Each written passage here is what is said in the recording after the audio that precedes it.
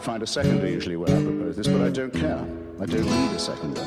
My own opinion is enough for me, and I claim the right to have it defended against any consensus, any majority, anywhere, any place, any time. And anyone who disagrees with this can pick a number, get online, and kiss my ass. No representation is made that the quality of legal services to be performed are greater than the legal services provided by other lawyers.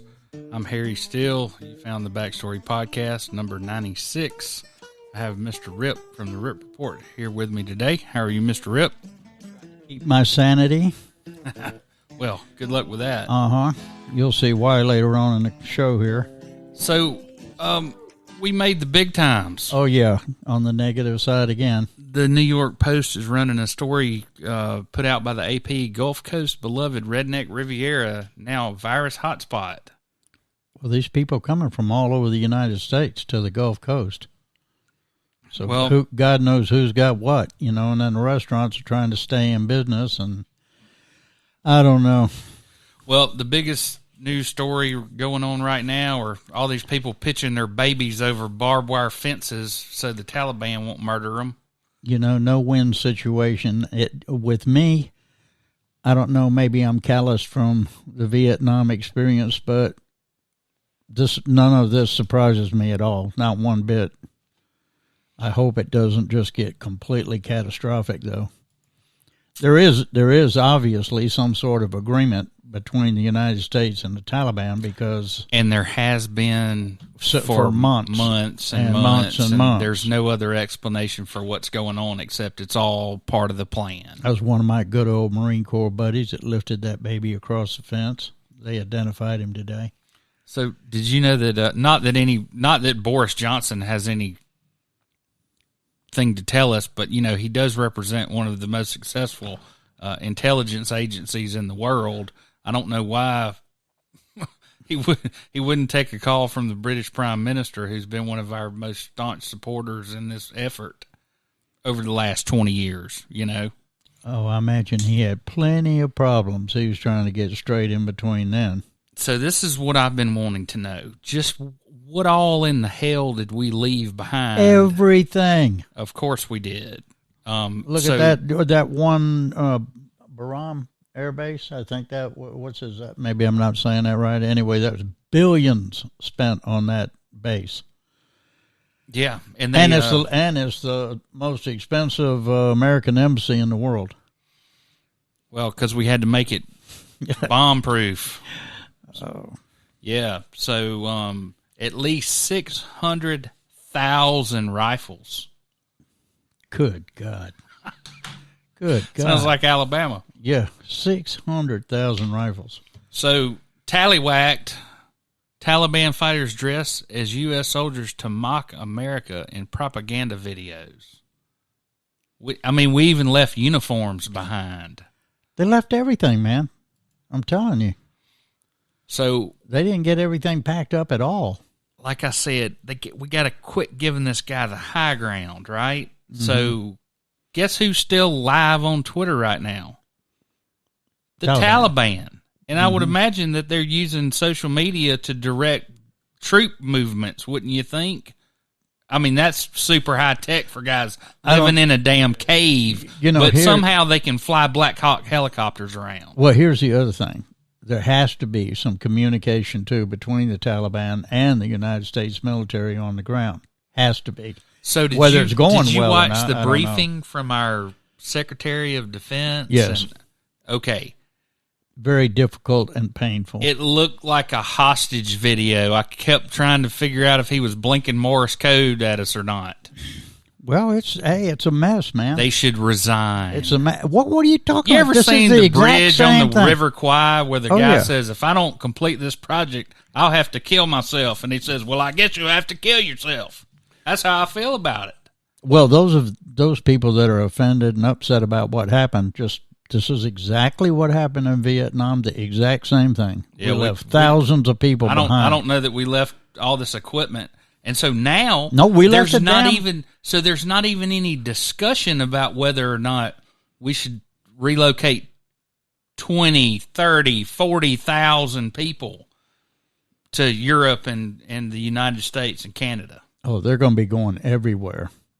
Yeah. Everywhere. Who made that decision? Everywhere. Now, as of the press briefing I heard a while ago on Friday, today, they have moved approximately 18,000 people out of the country since the 14th, and that's pretty astonishing, actually. Okay, where are they moving them to? Everywhere. I mean, they're going to – no, I mean, they are. I mean, they're going to multiple different countries. Anywhere they can put an X number of thousand. I can't remember how many Germany said. France said they'd take some.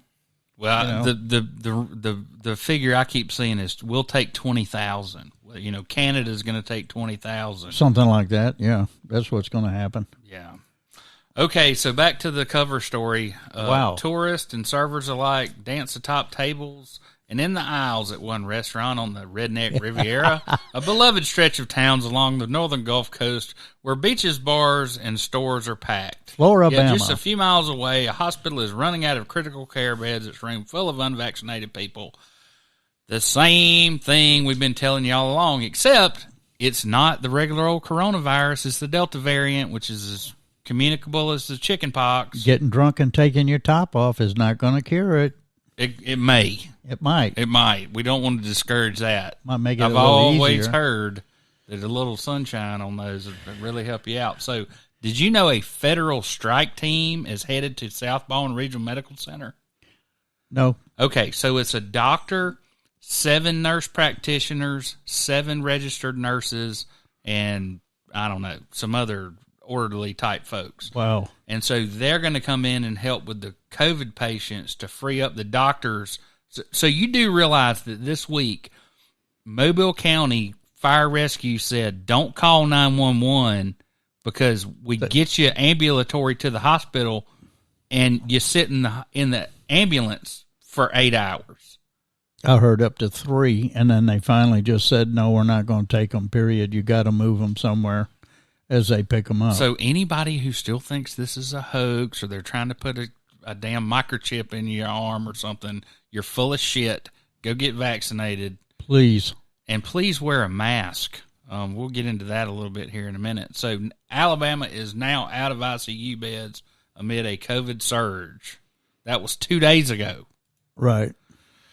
Okay, so in the biggest bullshit fight I've seen since the comeback of Roy Jones Jr., everybody in Baldwin County except for 3 crazies showed up and said they wanted, to support the superintendent's mask mandate for all children and visitors and staff. I mean, this is about protecting the teachers as far as I'm concerned. Yeah, I mean, how the hell, it's just like right now, we're not going to have a shutdown, but half of the restaurants in Baldwin County are closed. Guess why? Because everybody's sick. They don't have enough staff members to open up these restaurants or other places of business for that matter. But anyway, it was a well-fought victory, KFAB victory for our superintendent. And, of course, children should wear masks when they're in school in close proximity to their teachers or other people. They may get sick or they may contract this chicken pox. Everyone in the school system should be wearing a mask during school.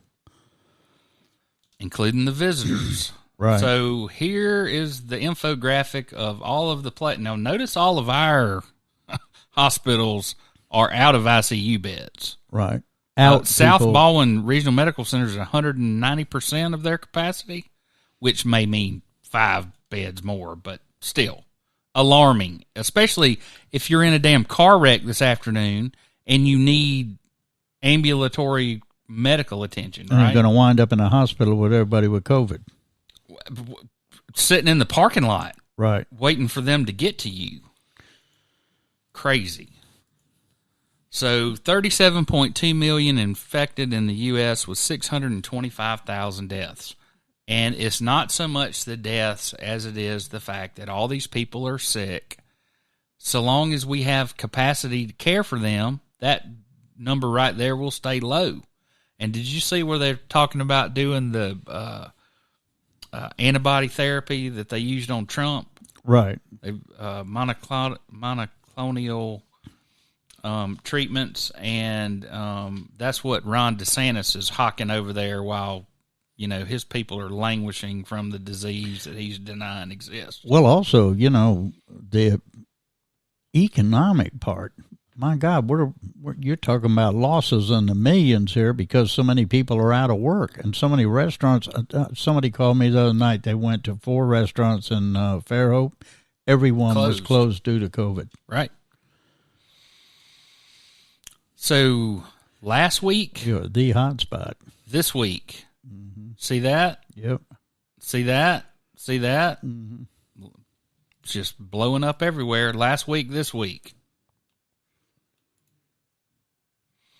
So on to another sore subject. Very sore. A judge has given the Boy Scouts conditional approval of an $850 million settlement. That's with 70,000 claimants. 70,000. Yep. And I guess it's people that there's a file on. Yeah, you bet. So this is the only person that I have seen on Twitter tweet about this. And hello from Athens, Mike Blakely, who was Alabama's longest-serving sheriff until his conviction of felony theft and ethics charges earlier this month, is set to be sentenced this morning. He was sheriff of Limestone County for nearly 4 decades. What was the sentence? Did you know? Don't know yet. Is that today?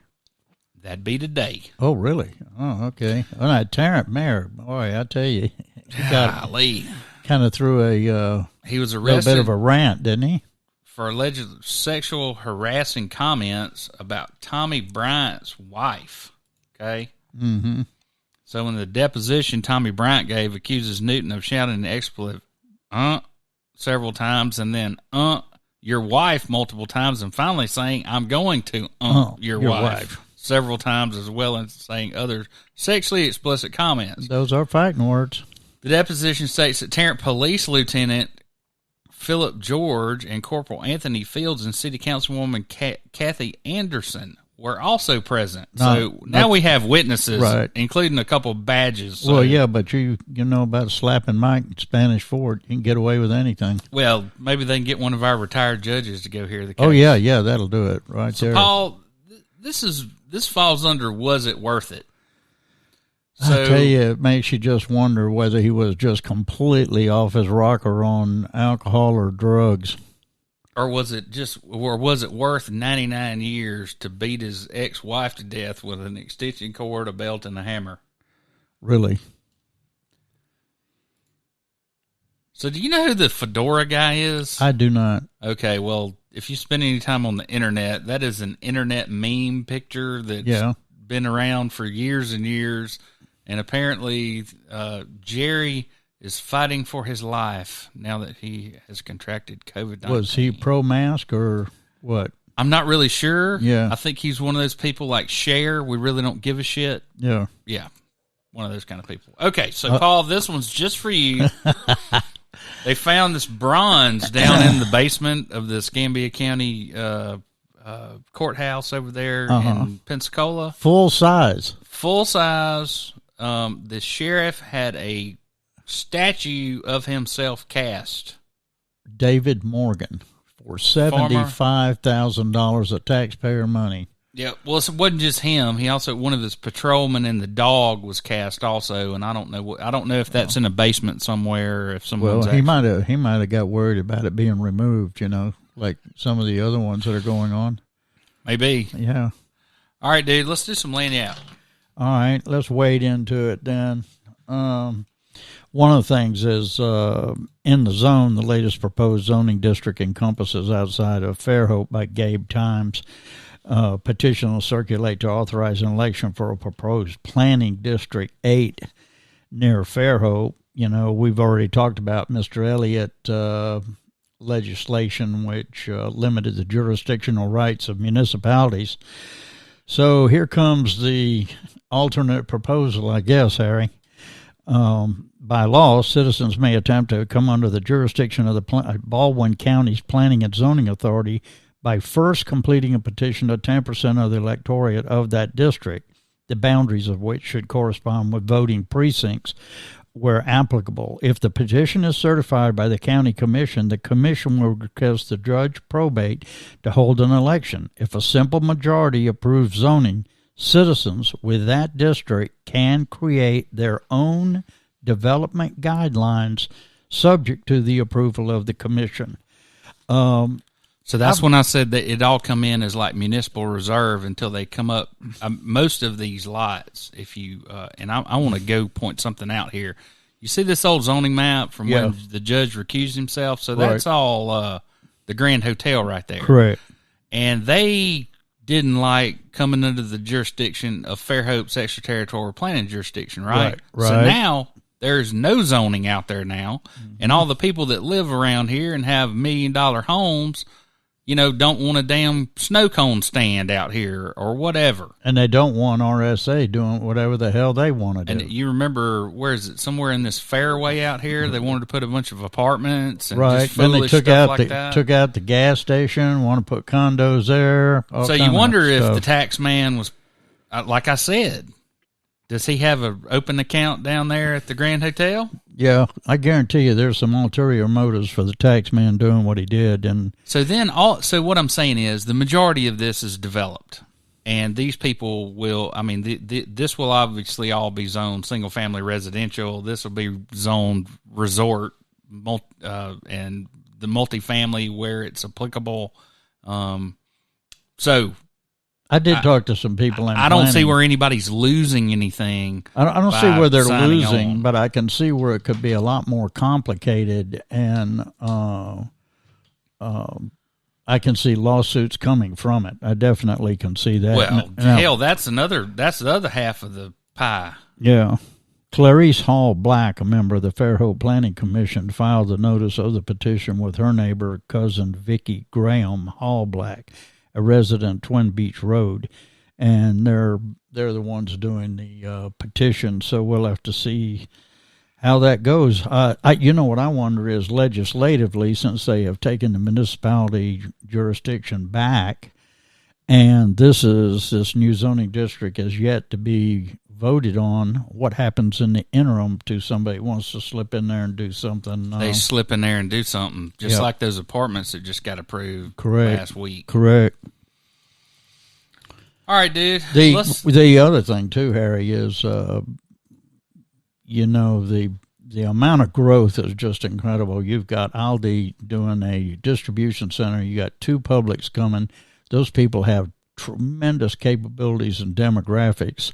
I talked to some real estate people that said that, one woman told me she had like 6 or 7 contracts and not one single contract was under the asking price. People are coming up with more than the asking price, and a lot are coming from California and Arizona. So in the next couple of years, we're really going to see quite a change. The other one was Jeff Ford's John Merrill for ALDOT director, and I was kind of like you. I didn't know whether it was tongue-in-cheek or what, as far as referring to Mr. Merrill as ALDOT director. I do like Mr. Merrill. I think he's done a pretty good job. Disagree with him on something that we're about to talk about in a minute. But anyway, Jeff's position is that the Lieutenant Governor, the Attorney General, Speaker of the House, Senate President Pro Tem, and all are from northern Alabama. With a literally top-heavy power structure, the northern half of Alabama will benefit under the current implied system of political favoritism. This is certainly the case with transportation dollars, except for the dredge in Mobile Bay, which was crammed down our throats that we had to have it. The only people that had to have the Mobile Bay dredge was those in shipping. But I don't know. It just he concludes, the power of the transportation department and their ability with road projects to decide which road projects are going where and when. If you look, most of these projects are in North Alabama, not South Alabama. And I can't remember, Harry, what our contribution to the general fund is, but it's like 34, 35% in it. Yeah, it's like 33, 34%. So in the last project we had started back in the 1960s as far as a real major road project. And he concludes that it just seems like just managing the same status quo with keeping the good old boy system in place that should have been demolished years ago. So one of the things that I liked about his article was he said if he's not saying there is a deep state, but if there is, the one place it could be operating is the Department of Transportation, because there's very little oversight. The director has tremendous authority and autonomy. Yeah. And that leads to, guys like John Teague. Well, you can call it. The first time I ever saw a real FBI badge was over a transportation grant proposal that I wrote in 2001. Well, you can call it the deep state, the machine, the good old boys, or catalyst. It's all the same, but it is alive and well in Alabama, I can tell you. The two other light subjects that we'll go over first before we get into the heavy one is in the Michael's New Business is Coming to Pine Brook Shopping Center. This is an article under the Real Deal in Business in Lagniappe. And by the way, Lagniappe has all your information this week about next week's election in Mobile, candidates, a lot of different articles in there. So if you're from Mobile, get your Lagniappe, get up on who's voting, and be sure to vote next week. But anyway, Tammy Latham is the one that wrote the article. Two things I found interesting is Baldwin County home sales continue to increase on the resort basis. Resort properties are at $563,000 average, and the residential has gone up to $342,000. And I know that 10 years ago you could still find a house for $199 or under $100. That is no more. The other one is, I always hear, things about Austell didn't get this or didn't get that, but Austell USA was awarded the U.S. Navy sustainment extension contract for repair, maintenance, and modernization of all the littoral combat ships homeported in San Diego.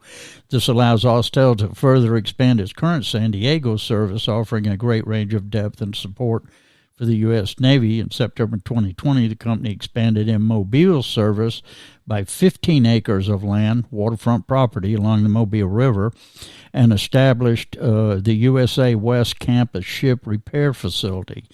The purchase included 100,000 square foot of covered repair facilities, 20-ton Panamanian floating dry dock, and 300,000 square foot outside fabrication space, and a pier front capable of mooring vessels up to 1,000 feet long. So Austell continues to be a driving force in our marine and shipping area, and I don't think they're going anywhere for quite some time. The last article in Lagniappe that I want to go over is called The Loaded Question. Lawsuit contests a perpetual appointment to Baldwin County Court by Gabe Times.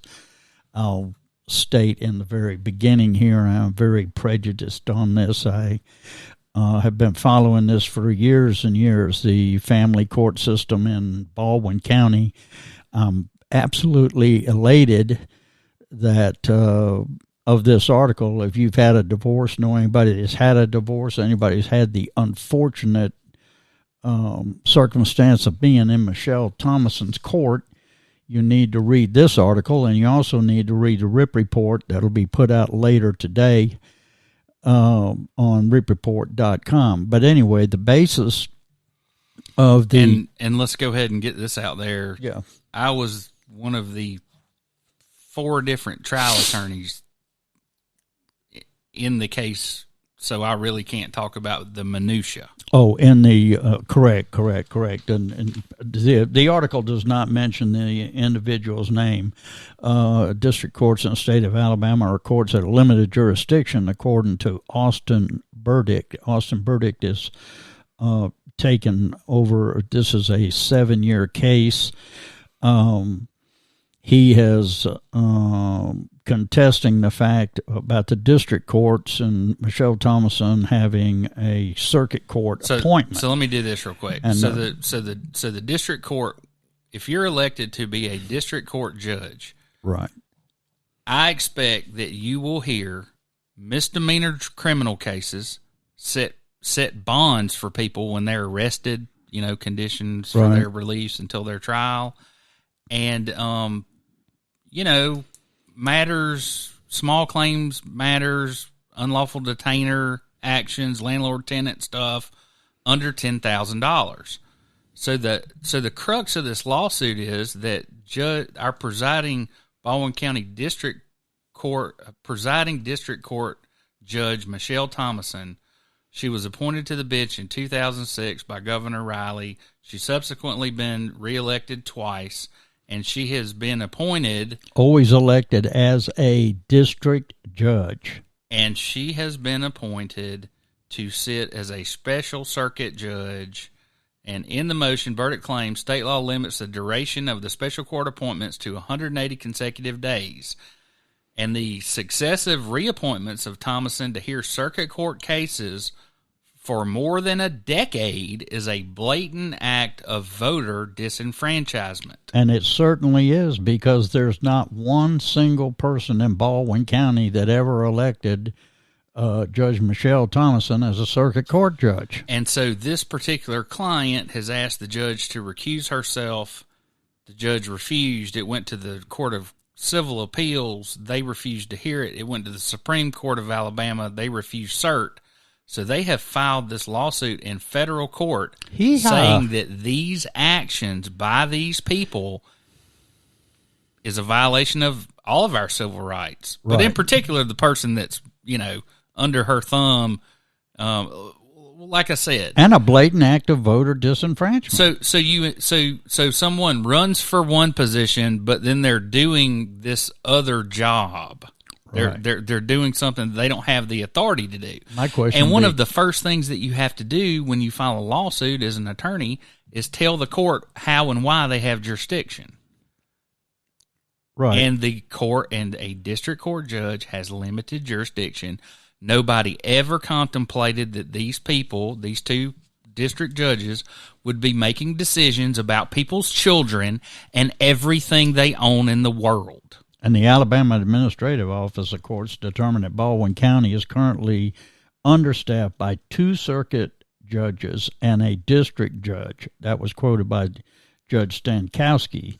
And he's a defendant because he is the current presiding circuit court judge. And the Secretary of State, John Merrill, is the Secretary of State, and he is a defendant as well. Because of the voter disenfranchisement. And is AOC listed? Alabama Administrative Office of Courts, are they a defendant also? No, I don't think so.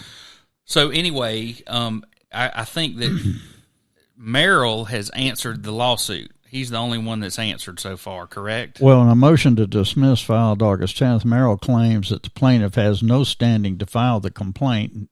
I don't see how she could have no standing, but didn't specify an injury, and he is protected by sovereign immunity, and my interpretation is that he is depending more on sovereign immunity than anything else.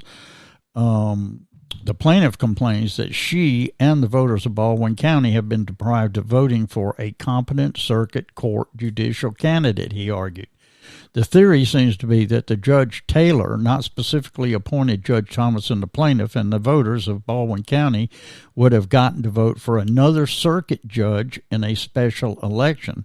Second, plaintiff complains that her due process right to have her case heard by a court of competent jurisdiction has been violated. That jury is not concrete. So it looks like we're going to get an interpretation of the law there, but I think it's important to point out that their defense isn't, oh no, we're not doing anything wrong. They're saying our excuse for doing something we're not supposed to be doing is that we're terribly understaffed and we need these district judges to handle domestic relations and family court matters to free up the circuit judges who have held 32 jury trials in 2020 and has conducted 32 jury trials in 2020, and to date has done 40 jury trials in 2021, 23 criminal trials and 17 civil. So they're still moving cases.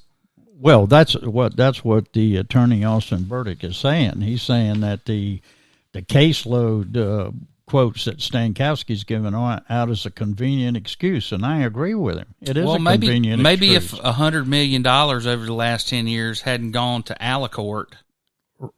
Oh, right. And he also states whether it's intentional or not, it's misleading. It's not accurately informing the electorate of what they're voting for when you've got somebody serving in an office that they didn't run for, as well as the fact now that what's insult to injury is that she's operating as a circuit court judge and her record is atrocious. The number of complaints that the RIP report has gotten about her over the past years are well over 100. And also there's even one case that's sealed allegedly where I hope this goes all the way into federal court. I'd love to see this resolved. I'd like to see her come off the bench, to tell you the truth. And the other disturbing part is that there are lawyers and judges in Baldwin County that know of her incompetence and they just go along with it. That's just as bad in my opinion. But do catch the RIP report. I'll be getting into a little bit more nitty gritty, if you will. Things that Lagniappe, I guess, can't say, but I can. Oh, Mo. No Mo. No Mo. No Mo. So No just Mo, when you Mo. thought Mo Brooks couldn't become any more annoying. Oh, no. I know Mo can come through. And, Katie Britt's running against him. Come on, Katie Britt. So are you aware that some guy drove from North Carolina and pulled up in front of the Archives and History building and said he was going to blow himself up? Right. He's absolutely lucky as hell he didn't get blown to hell and back. Yeah, well, it was the Capitol Police, so they, threw, I think that's money all on the ground. They were throwing money at him to see if he'd come out of the car. Really? Hell no, I don't know. I'm Where just saying the hell it's you the get Capitol that? Police. Are, Yeah, all right, okay. Bunch of heroes. So Mo Brooks, in response to the Capitol bomb threat, inexplicably, as if, somebody like his pacemaker went off and he was shocked into action. He I probably understand citizenry anger directed at dictatorial socialism and its threat to liberty, freedom, and the very fabric of American society. He thought this was some guy with a beef. Right. He didn't realize it was some guy whose wife left him and he decided to suicide by cop in D.C. So anyway, he's just... The way to stop socialism's march is for just patriotic Americans nuts. to fight back in the 22 and 24 elections, and I bet you he had his bulletproof vest on when he said that. And what's funny is he's really not this stupid. He's like got advanced degrees, right? He's not a dumbass. Really? But he decided to bite off this... whatever this MAGA thing is. Well, he needs to work on not being a dumbass, I'll tell you. No kidding. And so the flip side is Katie Britt saying we need to quit making the pandemic political. And she also said that it's un-American to leave people behind in Afghanistan. And I hope she means American citizens. Well, no, we're not going to leave any American citizens. Yeah, but we sure it's also better not. Well, yeah, but we shouldn't be leaving any of. Well, if they fought to the last man, and this was the last 20,000 people, wanting to get out. But those interpreters and people that work close, they kind of did things that were good for them at the time. Well, they had marks on them, and that's the same thing that happened in Vietnam. We left thousands of people behind. And they were thrown in jail, and they were killed. Yeah, seems like something we should have planned for. Right, exactly. Instead of it all being a damn fruit basket turnover. That's what I'm telling you. Those of you young enough that you don't remember Vietnam, this is what it was like. This is exactly what happened after Vietnam. A goat screwing? A blueprint of it. Blueprint of a goat screwing. Right. Political. Just like the pandemic's political, political wars. I read one post where there's something like 16 years we have not been in war since World War II or something like that. The good old days of the Cold War. I'm telling you. Well, we still got bridges on the brain and all that good stuff. A couple of storms moving around. Yeah, that's kind of what I think about all that. So apparently there's a big dust bloom that's blown up out of the desert, and it's blowing across the Atlantic, and it has a dampening effect on the creation or formation of hurricanes. Okay, I'll go with that. Whatever, man. So tomorrow, Cullman. Tomorrow, everybody's going to be going to Cullman. Yes. Population of Cullman is probably going to swell by. To kiss that ass will be there. And as they prepare for the Trump rally down at Lick Holler Farms or wherever they're having this thing, they've declared a state of emergency because they don't have any hospital beds in the area. Oh, God. So all this shit's going to work out just perfectly. You can't make this up. I mean, you just can't make it up. I mean, it's not funny, but I mean, I swear to God, sometimes you just got to just shake your head, Katie Britt, caring please, for please. Your electorate. Yeah, Katie Britt's going to be who we support. I certainly hope. Well, that's it. She's got my vote, man. She's got my vote, I tell you. So, what's going on this weekend? So, and essentially, anyone who's not in Baldwin County, there are hardly any restaurants open. You can't get into the courthouse. The banks, you can't go in. You got to go to the drive-through. Like short stocked at some of the grocery stores. Not that I go to the grocery store anymore. Thank you, Doodle. Well, I saw, I heard an advertisement, I think it was Thomas Hospital and the Mobile Infirmary, where they were offering bonuses for nurses to come back that had retired, and they're just, everybody is, you can't open a chicken place right now. That brings back, of course, I got to throw that in, Harry, about the mega site. Lost opportunities. Yeah, lost opportunity, man. About $50 million of lost opportunity. You can thank the Baldwin County Economic Development Alliance. They're working on a sales for the last 11 years. And they won't let us go out there and look at it. Right. Know what's going on. And they won't tell us anybody that's interested because that could compromise their sale. Exactly. God. Exactly. I know I haven't talked to Raines today, but you're aware that Mississippi is out of ICU beds as well. Right. And it looks like everything heading towards Tallahassee and on over to Jackson. Like we said, the I-10 corridor, and now it's spreading up to Montgomery, Monroe County this week. Well, you got tens of thousands of tourists on the coast coming from states all over. I mean, this thing's transmitting like spaghetti, man. Did you see where those two fellas drowned yesterday in Gulf Shores? Yeah, and the unfortunate thing is that they were brothers, and it sounded like maybe one of them got in real trouble, and the other one tried to help him, and they both drowned. 58 and 61. Yeah, I mean, y'all be careful out there. Very careful. If the rip current, don't try to swim against it. Float with it. No kidding. All right, well, y'all have a good one, and we'll catch you next time. And catch a ripreport.com.